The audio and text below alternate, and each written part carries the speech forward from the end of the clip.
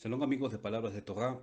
Esta semana hemos estudiado Parashá Lech Lecha. La palabra Lech Lecha significa vete para ti. Esta porción se encuentra en el Sefer Bereshit o libro de Génesis, a partir del capítulo 12, verso 1, hasta el capítulo 17, verso 27. Y aquí la Torah nos enseña sobre la vida de Abraham Avinu, Abraham nuestro padre. ¿Qué nos quiere enseñar la Torah? La Torah nos quiere enseñar lo siguiente. Los líderes lideran. Eso no significa que no hagan caso, pero le hacen caso a algo diferente que el resto de la gente. No se amoldan solo por amoldarse. No hacen lo que hacen otros solo porque los otros lo hacen. Le hacen caso a una voz interna, a un llamado. Tienen una visión no de lo que es, sino de lo que podría ser. Piensan por fuera de la norma, vibran a otra frecuencia. Esto nunca fue señalado de manera tan dramática como en las primeras palabras que le dijo Dios a Abraham. Las palabras que le dieron comienzo a la historia de nuestro pueblo, el pueblo judío. Deja tu tierra, el lugar donde vos naciste, y la casa de tu padre, y ve a la tierra que voy a mostrarte. ¿Por qué?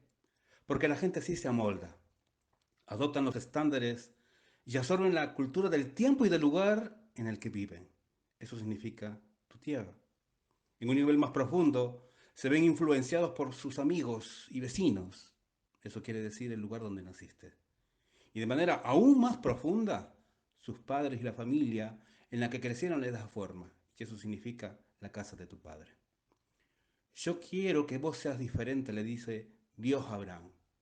No por el hecho de ser diferente, sino por el de empezar algo nuevo. Una religión que no venere el poder y sus símbolos. Porque eso es lo que en verdad fueron y son los ídolos. Yo quiero, dijo Dios, enseñarle a tus hijos y a tu gente a seguir las formas de Hashem, a hacer lo que es bueno, a hacer lo que es justo. Ser judío es estar dispuesto a desafiar el consenso dominante. Como suele suceder, los pueblos caen en la adoración a los antiguos dioses. Lo hicieron en Europa a lo largo del siglo XIX y a principios del siglo XX. Esa fue la era del nacionalismo, la búsqueda del poder en nombre del Estado-nación, que nos llevó a dos guerras mundiales y a decenas de millones de muertes. Es la era en la que vivimos ahora, en la que Corea del Norte adquiere armas nucleares y justamente Irán también busca hacer lo mismo para imponer sus ambiciones por la fuerza. Es lo que hoy pasa en gran parte de África y en el Medio Oriente, donde las naciones se entregan a la violencia y a lo que Hoff denominó la guerra de todos contra todos. Cometemos un error cuando pensamos en los ídolos en función a su aspecto físico, en estatuas, en figuras, en íconos.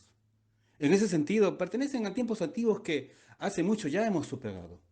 En cambio, la manera correcta de pensar en los ídolos es en función de lo que representan y simbolizan poder. Eso es lo que era Ra para los egipcios, o Baal para los cananeos, o Quemos para los moabitas, o Zeus para los griegos, o Júpiter para los romanos, y los misiles y las bombas para los terroristas y los estados corruptos de hoy en día. El poder nos permite gobernar a los demás sin su consentimiento. Como dijo el historiador griego Tucídides, los fuertes hacen cuanto quieren y los débiles sufren cuando deben.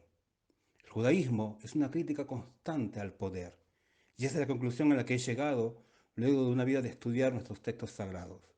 Se trata de cómo un pueblo puede formarse sobre la base del compromiso compartido y la responsabilidad colectiva. Se trata de cómo construir una sociedad que honra al ser humano como la imagen y la semejanza de Dios. Se trata de una visión nunca de todo alcanzada, pero jamás abandonada. De un mundo basado en la justicia y en la compasión, en el, como dicen las palabras del profeta Isaías, no dañarán ni destruirán en todo mi santo monte, porque la tierra está llena del conocimiento de Hashem como las aguas cubren el mar. Abraham es sin duda la persona más influyente que jamás ha vivido. Hoy es considerado el ancestro espiritual de 2,4 millones de cristianos, de 16 mil millones de musulmanes y de 13 millones de judíos. Más de la mitad de la gente que hoy está viva, Abraham es influenciado por él. No gobernó ningún imperio, ni lideró un gran ejército, ni hizo milagros, ni proclamó una profecía. Abraham es el ejemplo supremo en toda la historia de la influencia sin poder. ¿Por qué? Porque estaba preparado para ser diferente. Como nuestros sabios lo llaman, o lo llamaban a más personas, Abraham a Ibrí. ¿Y qué significa Ibrí? El hebreo. ¿Y qué significa ser Ibrí? El hebreo es ser del otro lado. Es decir, porque todo el mundo estaba de un lado, Beberjat, y él estaba del otro. El liderazgo, como sabe cualquier líder, puede ser solitario. Sin embargo, continúas con lo que tenés que hacer porque sabés que la mayoría no siempre está en lo cierto y que la sabiduría convencional no es siempre sabia. Los peces muertos van con la corriente, los vivos nadan contra la corriente. Lo mismo sucede cuando se tiene conciencia y valentía. Y lo mismo sucede con los hijos de Abraham. Están preparados para desafiar a los ídolos de la época. Por eso Abraham al comienzo de su misión le fue dicho que dejara su tierra, el lugar donde había nacido y la casa de su padre para liberarse de la presión de amoldarse. Los líderes deben estar preparados para no seguir el consenso. Uno de los grandes escritores sobre liderazgo, que es Warren Bennis, escribe: para el momento en el que llegamos a la pubertad, el mundo nos ha amoldado en su sentido más abarcador del que imaginamos. Nuestra familia, nuestros amigos y la sociedad en general nos han dicho mediante palabras o de hechos cómo debemos hacer. Pero la gente comienza a convertirse en líder en el momento en el que decide por sí misma cómo será.